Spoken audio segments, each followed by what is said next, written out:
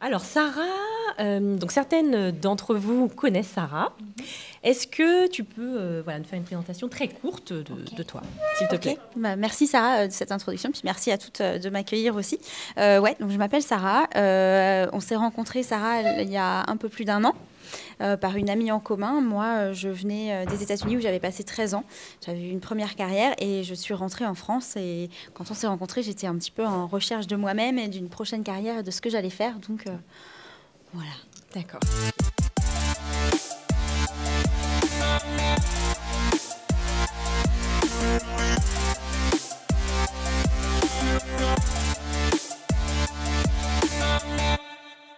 Pour quelle raison déjà tu as décidé qu'on fasse ce coaching ensemble? On travaille ensemble. Alors déjà, j'étais donc quand je suis revenue des États-Unis en France, j'avais pas de projet. Tout ce que je savais, c'est que je voulais que mon fils soit à l'école, je voulais être en France parce que voilà, les choses s'alignaient comme ça. Mais professionnellement, j'avais pas de projet, donc j'ai essayé des choses et puis je me suis rendu compte assez rapidement qu'en fait, je le faisais pas de la bonne façon. Je m'y prenais pas comme il fallait, que j'allais faire des erreurs dans le sens où j'allais commencer des choses qui ne me correspondraient pas, que j'allais continuer à le faire et je me suis dit qu'il fallait que je fasse quelque chose d'autre. Et puis une amie en commun ou une ancienne collègue à toi m'a encouragée à te contacter. Et puis tout de suite, voilà, on s'est bien entendu. Moi, les idées que j'avais en tête qui étaient d'aider les femmes à trouver le moyen de leurs rêves, à s'aider, à accomplir leurs objectifs, etc. Ça s'alignait énormément avec ce que tu faisais. Et voilà. Du coup, je me suis dit, allez, des fois c'est le destin, des fois c'est encore une fois les étoiles qui s'alignent et qui disent, allez, on y va. Donc je me suis lancée. Et pendant notre travail ensemble, qu'est-ce que tu as réalisé? Est-ce que tu as pris conscience de certaines choses?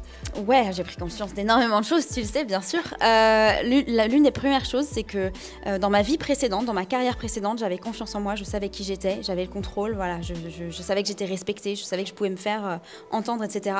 Et quand je suis rentrée, j'ai disparu. Et c'est fou, en fait, de se dire qu'on peut être une personne avec une forte confiance, voilà, toutes ces choses-là, et puis que ça peut disparaître comme ça du jour au lendemain. Et du coup, tu m'as fait prendre conscience déjà que ça, c'était pas parti. Il fallait que je le recultive et que c'était bien toujours en moi.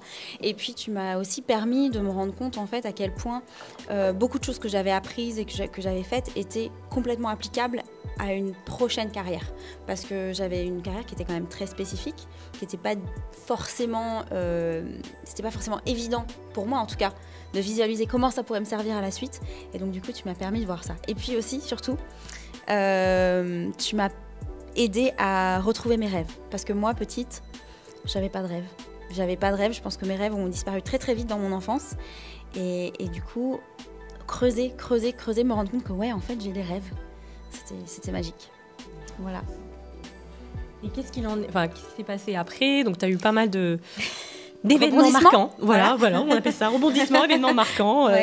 Ouais, alors j'ai passé par plusieurs emplois. Donc quand on a commencé à travailler ensemble, j'étais sur un job, on me proposait un autre job dans la même boîte qui me plaisait pas trop, mais j'étais un petit peu bloquée, donc je prenais un petit peu par défaut. Et pendant ce temps-là, on m'a recontacté pour un job qui me plaisait vraiment beaucoup. Mais en fait, une fois que j'ai commencé, ça s'est pas du tout bien passé. Je me suis rendu compte qu'on n'était pas du tout alignés, que ça ne fonctionnerait pas. Donc je me suis retrouvée au chômage. Avec pas forcément dans de très bonnes conditions du tout même, où j'ai eu des moments de panique parce que j'aurais pas de revenus, etc. Donc ça a été très difficile et heureusement qu'on avait commencé à travailler ensemble parce que je commençais à savoir qui j'étais, ce que je voulais et à croire en moi d'une façon où j'avais pas cru en moi en fait autant avant. Et du coup, voilà, quand je me suis retrouvée au chômage, je me suis dit l'argent il m'en fallait hier, alors je me lance, c'est parti.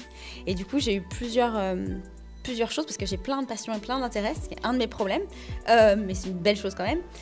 Du coup, j'avais commencé à réfléchir à faire de l'accompagnement de personnes en changement de carrière aussi parce que le coaching, c'est quelque chose qui me parle beaucoup, j'adore et je pense que je sais aider les gens à briller, à croire en leurs rêves et à avancer, voilà. Et donc, c'était une carrière que j'avais commencé à explorer, mais avec cette pression qui venait de l'argent et tout, je me suis lancée vers l'anglais pour le coaching et l'accompagnement en anglais, qui est quelque chose qui me passionne aussi. D'une façon différente, mais déjà j'ai une formation pour ça. Et puis ensuite et surtout parce que j'adore aider les personnes à briller en anglais au niveau de leur expertise, au niveau de leur expérience. Parce qu'il y a plein de gens, surtout de Français, qui ont plein de talents, plein de connaissances, mais ils ne peuvent pas parler à un congrès, à une conférence, quelque chose comme ça, parce qu'ils ont l'air stupides, quoi. Alors qu'ils ne le sont pas, clairement.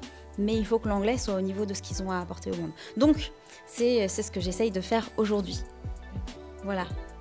Et tu vois, enfin, je me permets de te le dire, on a eu une conversation en toi et moi, et justement pour faire une petite mise à jour, où en es-tu par rapport à tes rêves, etc.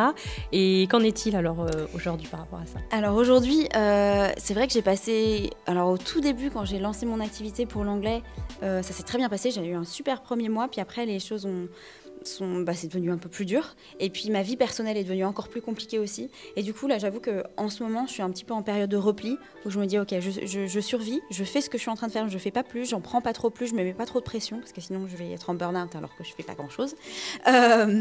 Et pour me concentrer sur ces éléments de ma vie personnelle qui demandent mon attention et ma présence, et ce travail dont tu parlais, son travail en intérieur, c'est vraiment ce sur quoi je travaille en ce moment, sans perdre de vue ma mission de vie qu'on a écrite ensemble aussi, qui était d'aider les cœurs à briser les murs qui sont autour d'eux. Donc voilà, est-ce que ça va certainement continuer à se présenter avec de l'accompagnement en anglais, parce que c'est quelque chose que je pense que je fais bien, que j'adore faire, et mes clients sont heureux. Mais peut-être qu'il y aura d'autres éléments avec tout ça aussi.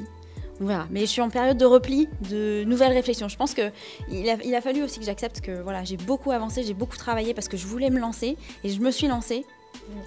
Mais c'est ok aussi de dire ok, je me suis lancée, maintenant je peux aussi, j'ai besoin de faire une pause, et c'est pas quelque chose comment dire, je cherche le mot, c'est pas quelque chose qu'on mérite en fait le repos, c'est qu'on en a besoin, on le prend et puis c'est tout. Voilà, j'essaye d'accepter ça et d'avoir la compassion pour moi-même, mais c'est pas toujours facile. Voilà. Juste pour rebondir par rapport à ça, moi j'ai une coach, une femme, business coach, et elle disait en fait que les temps de repos devraient être dans d'autres temps de travail en fait. Bien sûr. Voilà. Ouais. Okay.